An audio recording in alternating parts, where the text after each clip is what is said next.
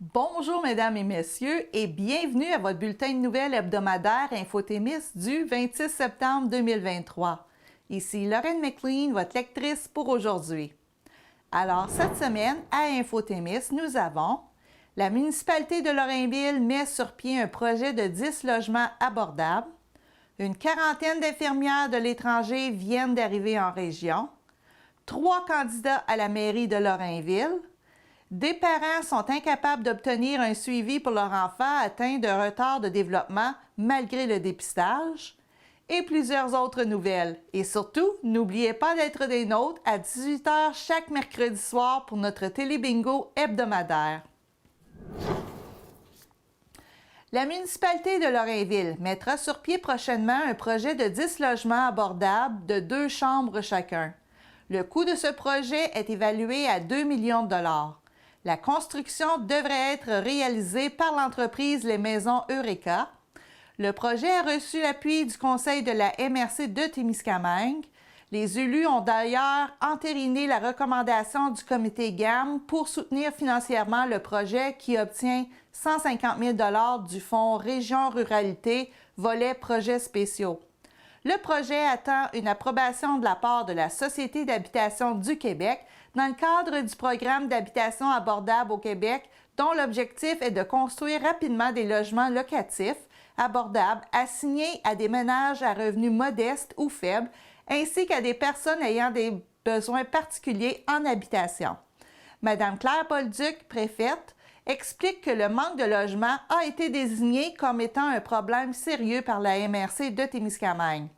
Elle indique qu'il s'agit de déterminer les besoins, les demandes de logement auxquelles la MRC n'arrive pas à répondre et également les possibilités de développer des logements et de quelle manière la MRC pourrait faciliter le travail des différents intervenants.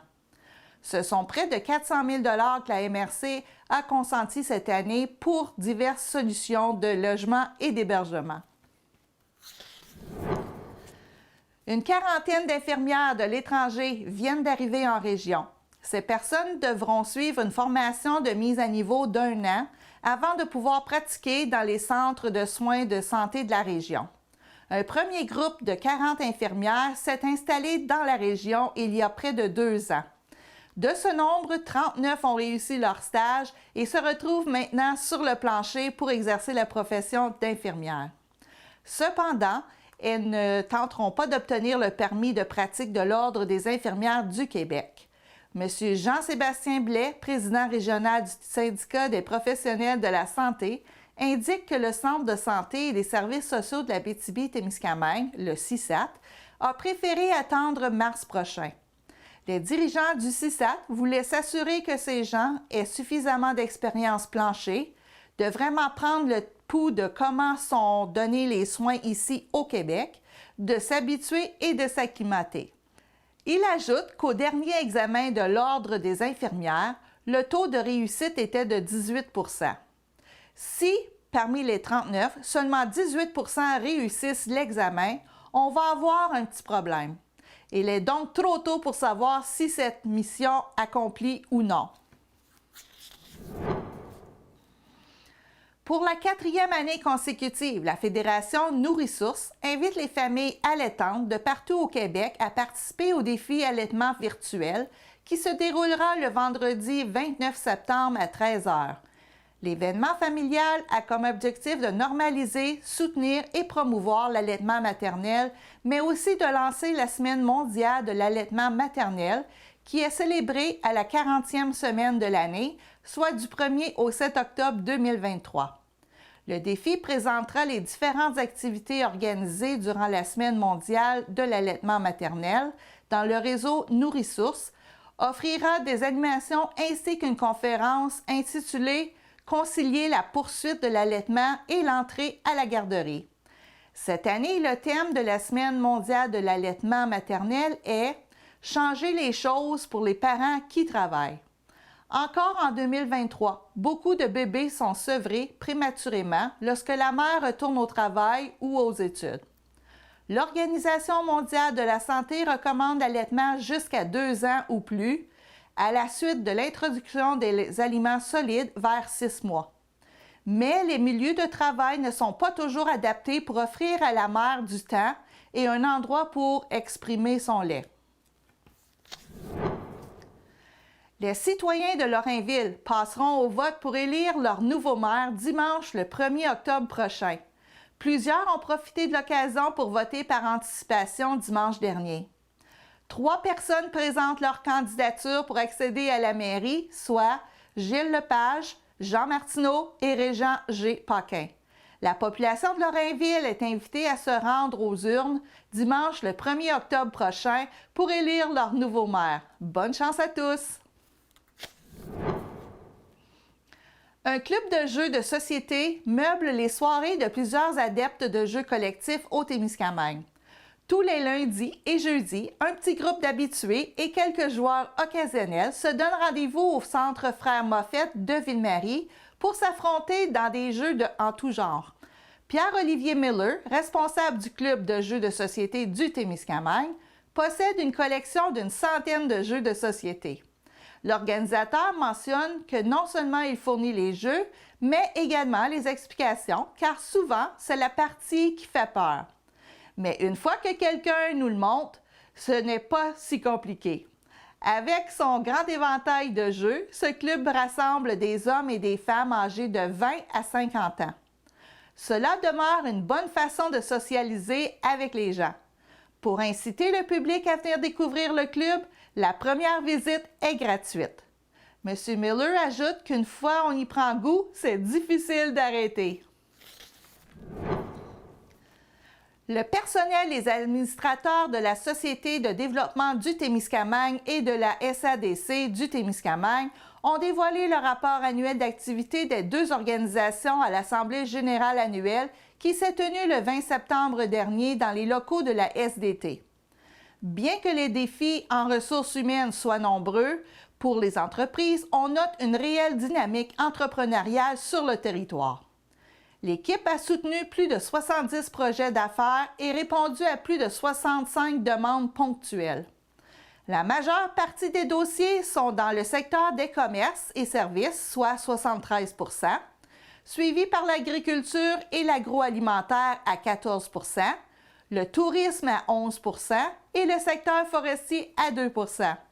Respectivement, l'acquisition et la relève d'entreprises sont en tête des accompagnements, puis le démarrage, l'expansion et la consolidation. Cette année, les employés ont investi beaucoup de temps dans les visites et le coaching des entreprises afin d'assurer un meilleur suivi auprès des clients et mieux soutenir les entrepreneurs en lien avec leurs projets. M. Patrick Champoux, président de la SADC, souligne que nous sommes conscients que les entrepreneurs du territoire rencontrent de nombreux enjeux et défis et nous travaillons à mettre en place toute une gamme de services pouvant les soutenir du mieux possible. De nombreuses initiatives pour soutenir le milieu économique sont mises en place, comme des webinaires et des formations, du soutien pour le coaching, des stratégies numériques, le développement du pôle Aventure Nature, la valorisation de l'entrepreneuriat, l'initiative Goûter Abitibi-Témiscamingue et bien d'autres encore. Daniel Bourgault, président de la SDT, mentionne qu'ils ont l'obligation, la volonté et le désir d'accompagner les entrepreneurs de manière personnalisée et continue. Notre soutien ne s'arrête pas au plan d'affaires et au financement. Les entrepreneurs peuvent compter sur le soutien de la SDT en tout temps. Certaines situations sont préoccupantes pour l'avenir, entre autres la pénurie de main-d'œuvre, le taux d'endettement des entreprises avec les fonds d'urgence, l'automatisation et la réorganisation du travail, l'augmentation des coûts et difficultés d'approvisionnement. Pour plus d'informations sur les services de la SDT et de la SADCT, vous pouvez consulter le site web www.lasdt.com ou la page Facebook au www.facebook.com/sdt.temis. Rappelons que ces 2 organisations assurent le maillage des différents services disponibles et représentent un guichet unique pour les entrepreneurs et un outil intégrateur pour les services aux entreprises. La charge de travail des professionnels en soins est excessive selon la FIQ. Une grande majorité des professionnels en soins au Québec, infirmières, infirmières auxiliaires, inhalothérapeutes et perfusionnistes cliniques, jugent que leur charge de travail est déraisonnable, ce qui les oblige à couper court et à ne pas donner tous les soins dont les patients ont besoin. C'est ce qui ressort d'un sondage mené par la firme Somme auprès de plus de 9 660 membres de la Fédération interprofessionnelle de la santé du Québec, le FIC, entre le 5 et 23 juin dernier et dont les résultats ont été dévoilés mercredi. Les professionnels en soins auraient été en mesure de faire seulement 65% des prélèvements correctement, ce qui peut vouloir dire une prise de sang omise. Ainsi, nous sommes incapables de déterminer si vous avez un problème de rein, précise-t-on dans un communiqué acheminé aux médias. Selon la FIC, seulement 53% des professionnels en soins disent être capables d'évaluer leurs patients correctement. À peine 33% des répondantes ont été capables de préparer le départ de l'établissement avec le patient et ses proches.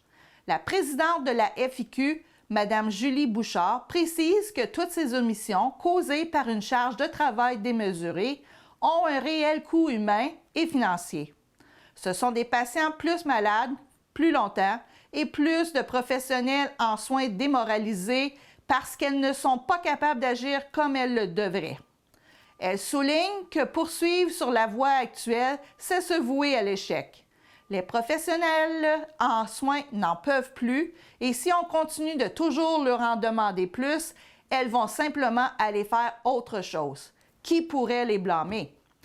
Madame Bouchard affirme que ce qu'on vit, ce n'est pas une pénurie de main-d'œuvre, c'est un sauve qui peut causer par des conditions de travail abominables. La présidente de la FIC est d'avis que les ratios professionnels en soins versus patients vont freiner le départ des jeunes professionnels, vont permettre à certaines professionnels en arrêt de travail pour épuisement de revenir à la tâche, sans crainte de repartir, et vont retenir des professionnels plus avancés en âge, alors qu'actuellement, elles se précipitent vers la retraite. Julie Bouchard croit également que l'implantation des ratios va changer l'image du réseau public et va recommencer à attirer des jeunes qui cherchent une profession en soins de santé. Selon le sondage, 2 participantes sur 5 disent vouloir quitter la profession à court ou long terme. Les principales raisons évoquées sont la surcharge de travail, la rémunération insuffisante et le manque de reconnaissance au travail. La Fédération interprofessionnelle de la santé interpellait récemment le gouvernement du Québec afin de dénoncer, comme d'autres syndicats, la fin de certaines primes versées aux infirmières. Pour la FIC, il s'agit d'une mauvaise décision, alors que le système de santé est frappé par une importante démotivation et désintéressement du personnel. Selon son évaluation, le personnel infirmier qui sera touché par la fin de ces primes, le 30 septembre, perdra jusqu'à 7,5 % pour le quart de soir, 6 % pour le quart de nuit et 3,5 % pour le quart de jour. Les membres de la FIC, tout comme d'autres employés du secteur public en santé et en éducation, sont actuellement en négociation pour leur convention collective. Des négociations qui durent depuis plusieurs mois. En plus de la rémunération, la FIC a formulé plusieurs demandes touchant principalement la conciliation travail-vie personnelle et le fardeau de tâches. Elle revendique notamment que le recours au travail en heures supplémentaires ne soit que volontaire, sauf s'il s'agit d'une situation urgente ou exceptionnelle. Les membres de la FIC ont un plan d'action en main advenant l'échec des négociations avec Québec. Le 8 septembre dernier, dans le cadre du caucus précessionnel de la Coalition Avenir Québec, la CAQ, à Saguenay, le premier ministre François Legault s'est montré inquiet des spectres de grève qui planent au-dessus des secteurs de la santé et de l'éducation. La prochaine réforme de la carte électorale du Québec ne devrait finalement pas toucher la région.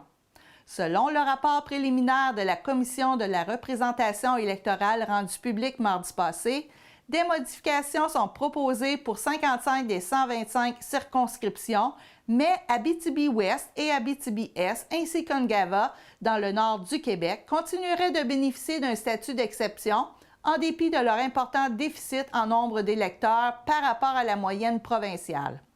L'objectif de cet exercice, qui a lieu à toutes les 2 élections, est de s'assurer qu'il n'y ait pas d'écart positif ou négatif supérieur à 25 % entre le nombre d'électeurs inscrits dans chaque circonscription et la moyenne québécoise.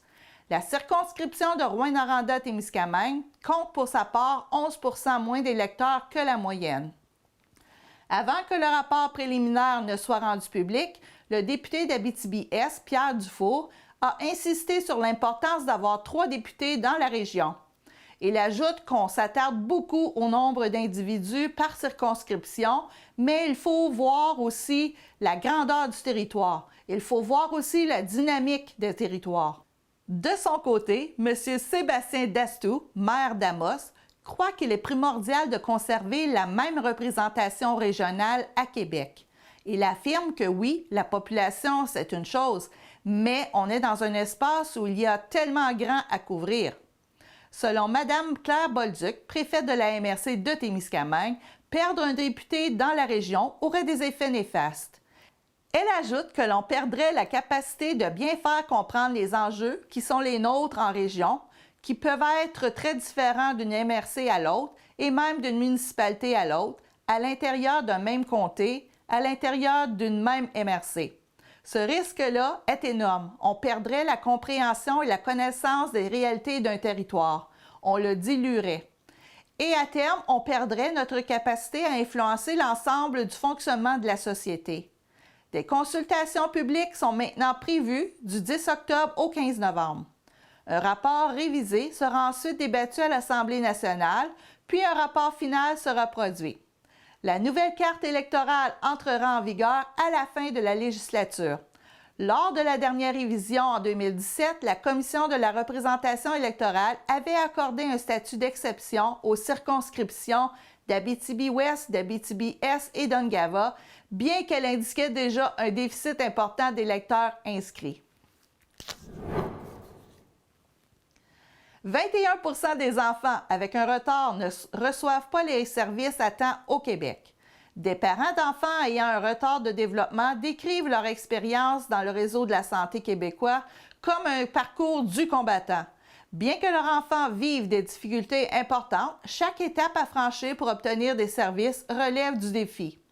Selon les derniers chiffres disponibles au ministère de la Santé et des Services sociaux, soit ceux de 2020-2021, un enfant sur 5 avec un besoin de soutien particulier ne parvient pas à obtenir un suivi dans les délais prescrits.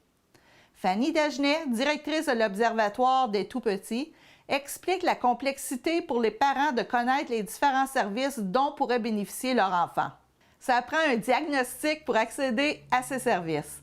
En 2019, le gouvernement a implanté le programme Agir tôt, visant à détecter le plus rapidement possible les retards chez un enfant.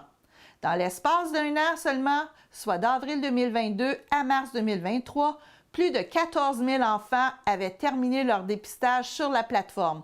Mme Dagenet affirme que le programme est prometteur, mais les conditions pour son déploiement optimal ne sont pas en place partout au Québec. Quand on a notre fameux diagnostic, on se retrouve sur une longue liste d'attente pour avoir accès aux services. Les données du ministère de la Santé montrent effectivement que les plus longs délais d'attente concernant la déficience intellectuelle, le trouble du spectre de l'autisme et les troubles de langage, ces délais s'allongent pour les enfants qui ont plus d'un diagnostic ou dont le profil ne correspond pas tout à fait aux critères. Selon le rapport de l'Observatoire, il sera difficile de traiter l'ensemble des demandes dans un délai raisonnable sans un ajout considérable de ressources allouées à ce programme.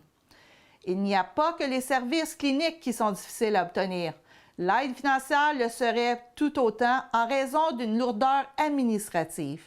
Certains formulaires comptent 17 pages dans lesquelles on demande aux parents de documenter l'ensemble des limitations de leur enfant dans la vie quotidienne.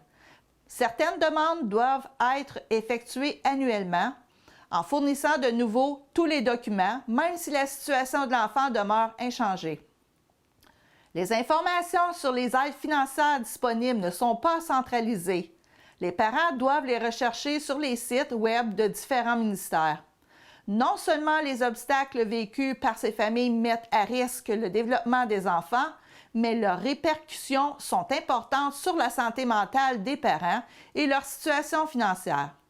Plusieurs doivent se tourner vers des services privés. Plusieurs parents doivent travailler à temps partiel ou rester à la maison pour s'occuper de leur enfant et assister à tous les rendez-vous. Fanny Dagenet note que les parents vont souvent avoir des symptômes de dépression ou d'anxiété en raison de la charge mentale que requiert la condition de l'enfant et les nombreuses démarches pour obtenir les services nécessaires. Lambert Drainville, l'attaché de presse du ministre responsable des services sociaux, Lionel Carman, affirme que pour la première fois au Québec, un programme dépiste et prend en charge systématiquement les retards de développement chez les enfants du Québec. Malgré des délais plus longs dans certaines régions, l'important est que les enfants reçoivent des services avant l'entrée à l'école afin d'éviter que les retards de développement se transforment en problèmes d'apprentissage et de comportement. La pénurie de main-d'œuvre est particulièrement présente chez les orthophonistes, malgré le fait que plus de 800 professionnels ont été ajoutés depuis 2019 pour intervenir auprès des enfants 0 à 5 ans. Il manque toujours de personnel qualifié pour attribuer les soins nécessaires. M. Drainville précise que le Dr Carman est venu en politique pour s'occuper des retards de développement chez les enfants et que le programme Agir tôt est un programme récent qu'il continuera d'améliorer pour réduire les délais. Après un été marqué par les feux de forêt, l'heure est maintenant à la récolte et à la transformation du bois brûlé. Ainsi, les travailleurs des scieries qui transforment le bois ravagé par les flammes seront exposés à des particules fines de bois brûlé, et ce, pendant des mois. La Commission des normes de l'équité de la santé et de la sécurité du travail, CNESST, s'intéresse à ce risque. Une initiative a été mise en place dans près d'une dizaine d'installations pour mesurer la présence de contaminants, notamment grâce à des capteurs installés sur les travailleurs. Avec le bois brûlé, qui a commencé à faire son entrée dans les scieries du Québec, les entreprises ont dû revoir leur façon de faire. Louis Bouchard, directeur principal Affaires publiques et relations gouvernementales pour le Canada chez Produits forestiers résolus, explique qu'on peut parler d'une gamme de mesures qui vont de l'équipement de protection individuelle plus spécialisé, des masques spécialisés. En fait, tout ce qui empêche une exposition au niveau de l'inhalation, de ce qui est respirable, de ce qui est inhalable en matière de particules. Le point critique de l'opération de transformation est vraiment au niveau de l'écorçage. C'est vraiment là que les particules vont se dégager. Le porte-parole de l'entreprise mentionne également qu'on arrose, on a des brumisateurs qui vont arroser les billes. On a des systèmes d'aspiration des particules, on a augmenté les fréquences de nettoyage des planchers, des rampes, etc. Produits forestiers résolus a commencé à scier du bois brûlé à ces scieries de Sainte-Terre en Abitibi-Témiscamingue et de Lebel-sur-Quévillon dans le nord du Québec. Rappelons que le cœur de l'arbre ne brûle pas et recèle encore une valeur commerciale. Lors des opérations avec ces arbres brûlés, les employés seront exposés à des poussières de bois et à de la suie sur une longue période. C'est ce qui préoccupe la CNESST. Antoine Leclerc-Loisel, conseiller en relations de presse à la CNESST, indique que dans des scieries qui utilisent du bois brûlé, les opérations peuvent générer des contaminants dans l'air. Par exemple, il est connu que les opérations utilisant du bois brûlé peuvent produire des particules fines composées de carbone nommées suie. Cette suie peut contenir un mélange complexe d'hydrocarbures imbrûlés. De divers composés d'organiques, ces poussières peuvent occasionner des difficultés respiratoires accompagnées d'écoulements nasales et de saignements de nez, ainsi que de l'irritation de la peau, des yeux ou des voies respiratoires. Il peut également y avoir des douleurs musculaires. Un échantillonnage de l'air a été réalisé entre les murs d'une usine de chantier Chibougamau. Les travailleurs ont également réalisé des tests. Le travail est loin d'être terminé pour les entreprises qui récolteront et transformeront du bois brûlé pendant encore plusieurs mois. En plus des travailleurs qui œuvrent dans les usines qui transforment du bois brûlé, la CNESST s'est également intéressée à ceux qui le récoltent. L'organisme s'est rendu sur place dans des forêts du lac Saint-Jean. Une catastrophe est possible dans 2 ans pour les détenteurs d'hypothèques avec le taux directeur de la Banque du Canada qui ne cesse d'augmenter. La situation reste précaire en immobilier. Selon la courtière Mélanie Bergeron, les acheteurs qui doivent composer avec des taux hypothécaires élevés sont plus frileux et certains ont même remis le projet d'acheter à plus tard. Lors d'une entrevue avec Mario Dumont, la courtière explique qu'il y a moins de visiteurs, les acheteurs ont peur tout court de se lancer dans un projet et les prix des propriétés demeurent élevés. Elle mentionne aussi que les gens qui, avant la hausse des taux, voulaient acheter à 800 000 vont plutôt viser aujourd'hui 600 000. Ainsi, le bassin d'acheteurs pour des maisons plus abordables est plus grand. Actuellement, les propriétés les moins populaires sont celles qu'il faut rénover. Les gens ne sont plus là-dedans car il faut avoir les reins assez solides, mais cela se fait, faut être manuel. Beaucoup de gens n'ont plus de budget pour payer des entrepreneurs. Les demeures clés en main demeurent en demande, même si elles sont plus chères. Selon elle, les problèmes vont réellement se faire sentir pour les propriétaires qui possèdent une hypothèque à taux fixe au prochain renouvellement. Une hypothèque fixe à 1,6 % ou 2 %, c'était vraiment un beau cadeau. On va arriver où dans 2 ans, quand il y aura beaucoup plus de gens en situation catastrophique? Peut-être. Si on regarde rationnellement ce qui se passe, si vous êtes à 1,6 % et ensuite vous renouvelez à 6 % dans 2 ans, il y aura une méchante différence. On parle de milliers de dollars. Au Canada, près de 35 % des prêts hypothécaires sont à taux variable, les autres sont à taux fixe. Mme Bergeron note que la situation est loin d'aider l'accès à l'habitation alors que même les promoteurs mettent des projets sur la glace en raison de la situation précaire. Les acheteurs ne sont tout simplement pas là. Selon la courtière, le plus gros des hausses a déjà eu lieu. La courtière constate qu'il y a beaucoup moins d'acheteurs. Vous allez pouvoir la vendre, votre propriété, mais ça prendra beaucoup plus de patience qu'avant. Elle croit par ailleurs que les propriétaires de maisons un peu plus haut de gamme pourront dans l'avenir songer à réduire le prix dans l'espoir de vendre. Des baisses de prix seraient possiblement envisageables pour certaines catégories de propriétés. Elle conclut en disant que c'est possible de voir ça dans l'avenir. Le Centre intégré de santé et de services sociaux de l'Abitibi-Témiscamingue, le CISAT, autorise l'embauche de 3 sages-femmes afin d'offrir pour la première fois ce service dans la région. Caroline Roy, présidente et directrice générale du CISAT, souligne que le 22 septembre dernier est une journée importante puisqu'avec le conseil d'administration, on a adopté la signature pour 3 contrats, soit un contrat avec une responsable pour l'offre de services sage-femme et 2 sages-femmes. Les 3 professionnels auront le mandat de développer un premier service de sage-femme à Val-d'Or. Au printemps dernier, le ministère de la Santé a accepté de financer un premier projet de sage-femme dans la région en collaboration avec les communautés autochtones. L'Union des municipalités du Québec réclame moins de lourdeur administrative pour la municipalité. Pour l'Union, il est nécessaire de mettre de l'avant des mesures concrètes d'allègement à la lourdeur réglementaire et administrative des municipalités. À cet effet, l'Union des municipalités du Québec a mandaté la firme Raymond Chabot Grant Thornton pour réaliser une étude visant à identifier les impacts des exigences administratives du gouvernement du Québec sur les municipalités. Cette étude révèle que les exigences de la part du gouvernement génèrent des coûts pour les municipalités estimés à 328,4 millions de dollars par année. Il y a au minimum 4 100 salariés municipaux qui travaillent à plein temps afin de répondre aux différentes demandes du gouvernement du Québec.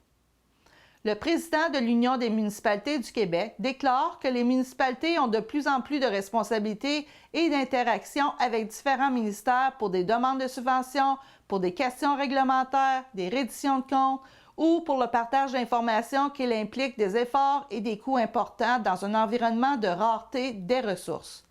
C'est pour toutes ces raisons que l'Union des municipalités du Québec demande donc au gouvernement d'élaborer le projet de la loi numéro 17 projet de loi spécifique aux municipalités afin de réduire leur lourdeur administrative.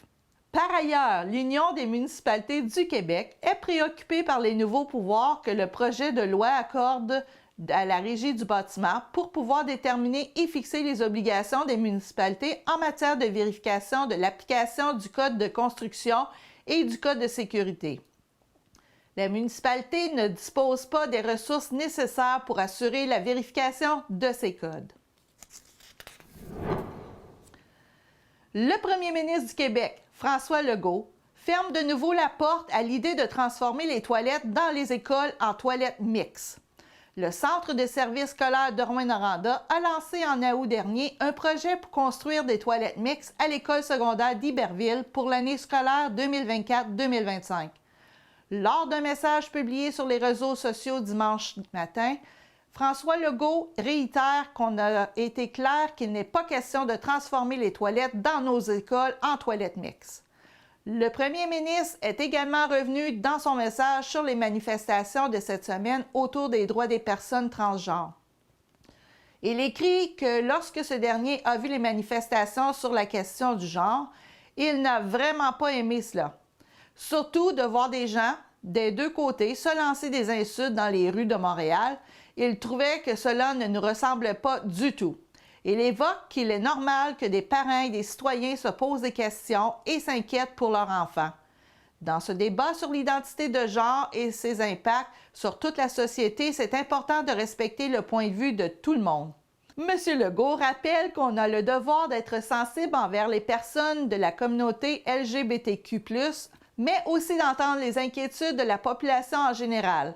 Rappelons que le gouvernement du Québec a l'intention de mettre sur pied un comité pour se pencher sur les questions d'identité de genre.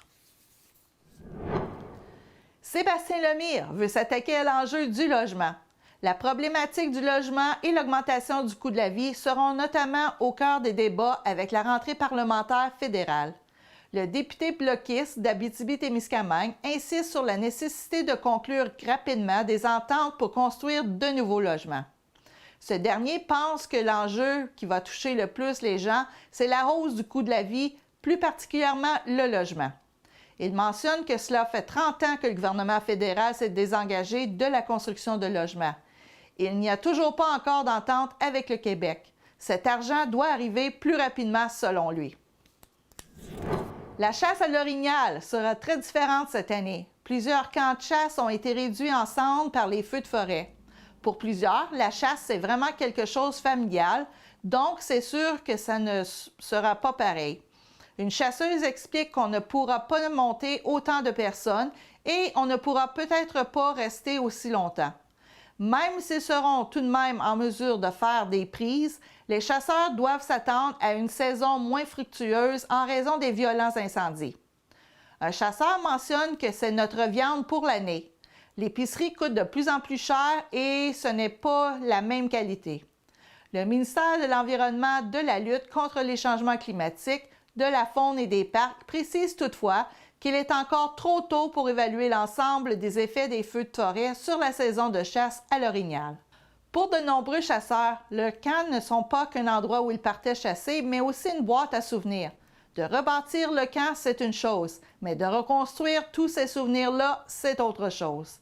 Depuis les années 1970, le Québec n'avait jamais vu plus de 2 millions d'hectares de forêt brûlées en une seule année sur son territoire. En 2023, c'est une superficie faramineuse de 5,2 millions d'hectares qui est partie en fumée, ce qui représente un territoire un peu plus grand que le Costa Rica ou plus de 100 fois l'île de Montréal.